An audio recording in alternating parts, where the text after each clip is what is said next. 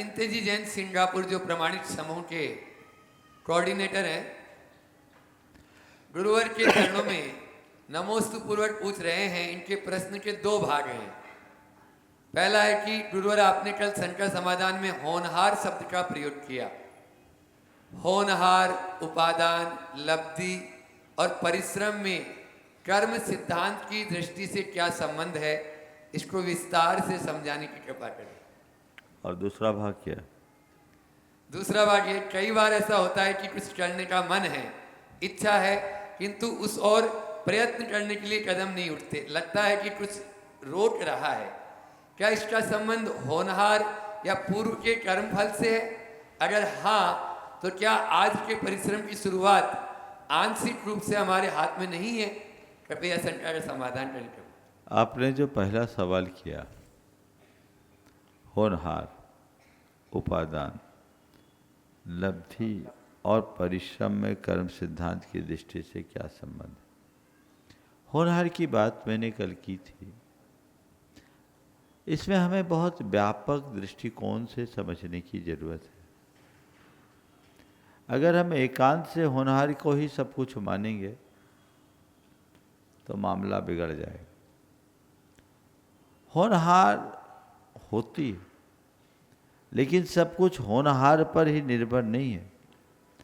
आपने जो शब्द रखा, उपादान, लब्धि, परिश्रम, कर्म सिद्धांत की दृष्टि से, हमारे यहाँ कहा गया कि कोई भी कार्य की निष्पत्ति किसी एक कारण से नहीं होती, अनेक कारणों के मेल से ही कार्य की निष्पत्ति होती है। उसमें हमारे जीवन में सबसे महत्वपूर्ण भूमिका कर्म की है, लेकिन अकेला कर्म हमारे जीवन का नियंत्रक नहीं है। कर्म के साथ नियति है, भवितव्यता है, काल है, दैव है, स्वभाव है, ये सब चीजें जुड़ी हुई है। अनेक कारण जुड़ते तब कार्य होता है। ये सब मिलेंगे तो काम होगा, और इन सब के मिलने से बनने वाला जो होता उसको बोलते हैं संयोग। एक उदाहरण आप सबको देता हूं, सवाल गहरा है और थोड़ा इसे समझना चाहिए गहराई में उतरकर।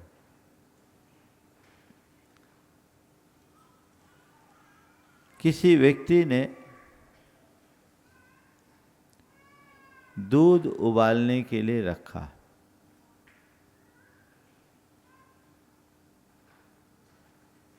दूध उबालते समय आंच पे चढ़ाया,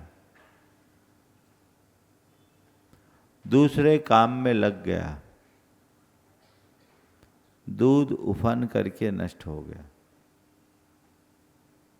ठीक, एक परिणति है। दूसरा व्यक्ति ने दूध उबाला,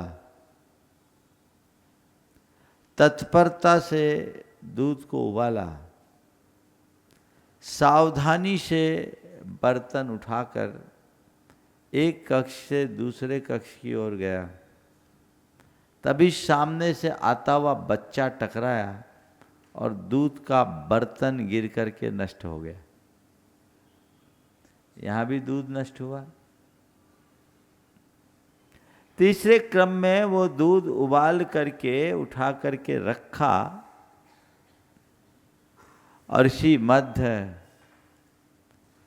अचानक बिल्ली आई, उसने उस बर्तन पर झपटा मारा, बर्तन पलट गया, दूध नष्ट हो गया। चौथे क्रम में दूध सुरक्षित रखा, लेकिन अचानक उस पर कुछ गिर गया और दूध फट गया, दूध नष्ट हो गया। चार स्थिति में दूध नष्ट हुआ। दूध का नष्ट होना एक कार्य हुआ। पहली बार में जो दूध नष्ट हुआ वो प्रमाद था। अगर सामने वाले ने ध्यान दिया होता तो दूध उफन करके नष्ट नहीं होता। ठीक है। दूसरी बार दूध लेकर के जा रहा है, अचानक बच्चा आया, टकराया और दूध गिर गया, ये एक संयोग था, इसमें आपकी तरफ से प्रमाद नहीं। और बच्चा भी अबोध था, वो तो अपनी गति से आ रहा था, वो संयोग से दूध गिर गया, नष्ट हो गया। तीसरे चरण में जो बिल्ली आई और बिल्ली ने दूध को नष्ट किया, तो अचानक बिल्ली का आना और दूध का नष्ट हो जाना ये एक निमित्त हुआ। बिल्ली का निमित्त मिला, बिल्ली ने दूध पर झपटा मारा और दूध नष्ट हो गया। समझ गए? और दूध का अपने आप फट जाना, ये दूध का अपना उपादान था। तो एक ही चीज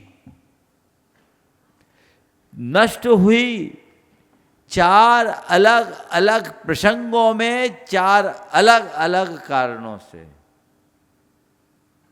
इसमें पहली बार की बात को भी टाला जा सकता था,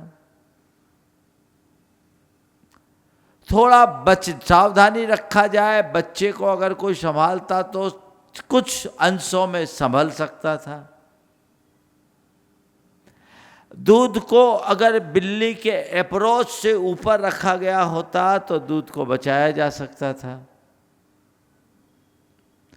और दूध को अगर ठीक तरीके से पास्चुराइज कर लिया गया होता तो दूध को फटने से भी बचाया जा सकता था। समझ रहे बात को? थोड़ी बात दार्शनिक है और गहरी है, इसे समझिए। अब इन सब कारणों की जब हम समीक्षा करें, चलो ऐसा होना था सो हो गया, ऐसा होना था सो हो गया, ऐसा होना था सो हो गया, अगर हम एक ही होनहार का रट लगाएं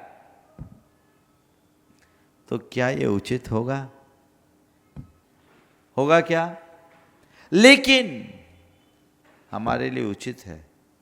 क्यों? एक दूसरे को कोष करके अपने मन को आकुल व्याकुल करने की अपेक्षा, भैया यही होनहार थी, हो गया, निपट गया, जो होना था सो हो गया, छोड़ो आगे बढ़ो। इस अर्थ में अगर आप होनहार को स्वीकारो तो भगवान महावीर का मत कहता है कोई बाधा नहीं। लेकिन तुम तो लापरवाह हो जाओ, जो होनहार होगी सो होगी, गाड़ी चलाओ और आंख मूंद करके गाड़ी ड्राइव कर लो और कहो जो होनहार हो सो होगी, तो क्या ये सही होगा? हाँ? नहीं ना। गाड़ी चलाए, सतर्कता अपनाए जो हमारे हाथ में, लेकिन पर्याप्त सतर्कता को अपनाने के उपरांत भी कदाचित दुर्घटना हो सकती है। फिर हो जाए और मन व्याकुल होने लगे तो कहो यही होनहार थी। समझ गए? मैं समझता हूँ अर्थ स्पष्ट हो गया होगा। आपके सवाल का दूसरा हो कि कोई कार्य करने की इच्छा होती है, प्रयत्न भी करने, लेकिन प्रयत्न करने के लिए कदम नहीं उठते और कोई रोक रहा है। इसका संबंध क्या होनहार से या कर्मफल से?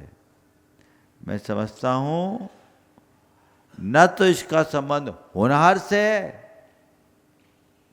और न ही इसका संबंध कर्म फल से। ये हमारे मन के किसी कोने में छिपे हुए प्रमाद जन्य संस्कार से है। अगर उन संस्कारों को हम दूर कर लें तो जहां मन उचट रहा है वहीं मन रम भी सकता है। तो हम अपने प्रमाद को दूर करने का सतत प्रयास करें। भावना योग हमें यही मददगार बने।